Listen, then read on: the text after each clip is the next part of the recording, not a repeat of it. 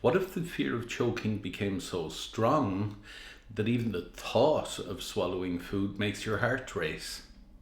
If that's you, you need to watch this video.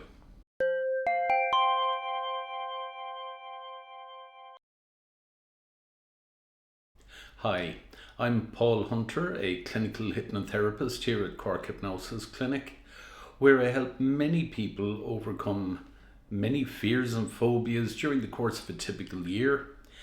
And in this video, I'm going to be talking about a fear that not many people talk about. It is the fear of choking. If you suffer with this fear, maybe eating has stopped feeling normal. You see lots of people around you eating and they seem to be fine with it, but for you, maybe it's stressful or frightening. You might find yourself chewing excessively, or maybe avoiding certain foods altogether, taking tiny bites, or maybe needing water with every mouthful. For a lot of people, this fear starts by just having a choking incident, where they choke and it frightens them a little bit, and then they just can't seem to get it out of their mind, and over time that fear grows. So you might find yourself now starting to avoid foods that maybe you did like in the past. Maybe you avoid social events or avoid going out to restaurants because of this fear. And then what happens when you've got to take tablets? And as the fear grows, your body responds with real physical anxiety symptoms. So the usual things like racing heart, sweaty palms, breathing a little bit faster, feeling a bit tight in the chest or stomach, all these things become much more normal to you. And the more you focus on swallowing, the more unnatural it feels. Over time, what started out as a small little worry about food can now turn into something that affects your nutrition, your confidence, and your everyday quality of life. But the good news is that this fear, in common with every other fear or phobia, is very treatable.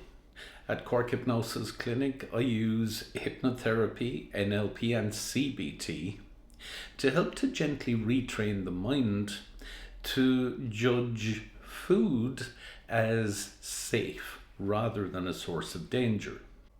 Hypnotherapy works to retrain those subconscious patterns that lead to fear or those fear responses every single time.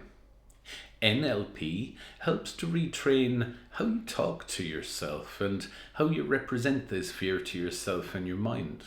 And CBT gives you the tools in the moment when you have that thought that says, oh, I'm not sure if I can eat that, to just challenge that thought and change it into something much more positive.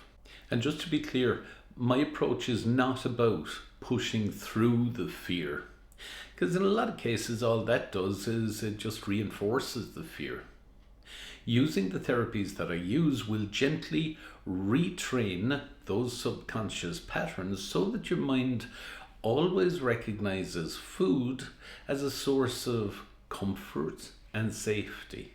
So if this fear has been interfering with your enjoyment of food or eating, and you'd like to permanently overcome it, why not click on the link just below this video on YouTube, and that'll take you to the fear of choking page on my website, where you'll find more information, more resources, and ways in which to contact me to schedule an appointment if you wish.